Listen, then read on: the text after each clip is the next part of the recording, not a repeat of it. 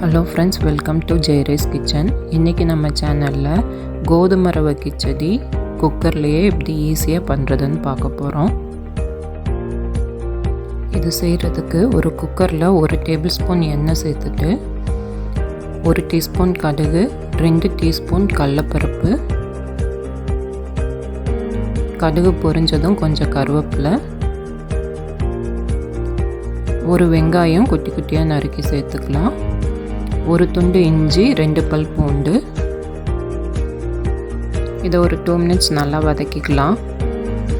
வெங்காயம் வதங்கினதும் ஒரு தக்காளி சின்ன சின்னதாக நறுக்கியிருக்கேன், அதையும் சேர்த்துக்கலாம். தக்காளியும் சேர்த்து நல்லா வதக்கி விட்டுருங்க. இப்போ இது கூட வெஜிடபிள்ஸ் ஆட் பண்ணிக்கலாம். நான் இன்றைக்கி கேரட், பீன்ஸு, ஸ்வீட் கார்ன் கொஞ்சம் எடுத்திருக்கேன். இந்த வெஜிடபிள்ஸ் தான் இல்லை, உங்களுக்கு எது பிடிக்குமோ அதை சேர்த்துக்கலாம். காலிஃப்ளவர், உருளைக்கிழங்கு அதெல்லாம் சேர்த்தாலும் நல்லா தான் இருக்கும். இது எல்லாத்தையுமே ஒரு 3 மினிட்ஸ் நல்லா வதக்கிக்கோங்க.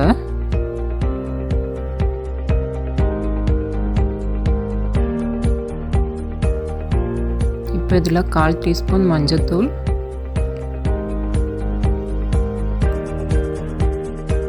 1/2 டீஸ்பூன் சாம்பார் பவுடர் ஆட் பண்ணுறேன். நீங்கள் வெறும் மிளகாய் பொடி மட்டும் கூட ஆட் பண்ணலாம், அதுவும் நல்லா தான் இருக்கும்.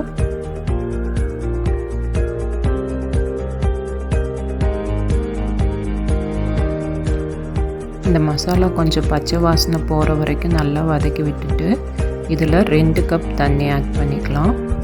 நான் இன்றைக்கி 1 கப் ரவை எடுத்திருக்கேன், ஸோ அதுக்கு 2 கப் தண்ணி சரியாக இருக்கும்.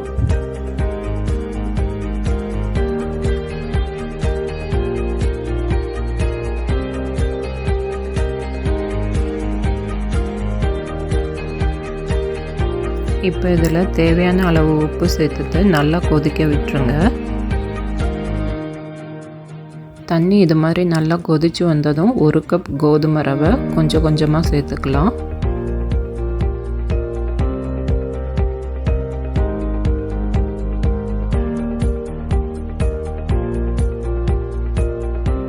இப்போ இது கூட கொஞ்சம் மல்லி இலை சேர்த்து குக்கரை மூடி மீடியம் ஃப்ளேமில் ஒரு 2 விசில் வரைக்கும் வேக வச்சிடலாம்.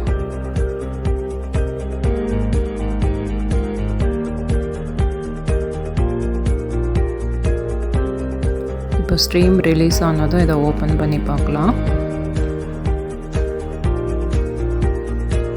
அவ்வளோதான், ரொம்பவே ஹெல்த்தியான கோதுமை ரவை கிச்சடி சூப்பராக ரெடி ஆகிடுச்சு. நீங்களும் இதை ட்ரை பண்ணி பார்த்துட்டு எப்படி வந்துச்சுன்னு எனக்கு கமெண்ட் செக்ஷனில் சொல்லுங்கள்.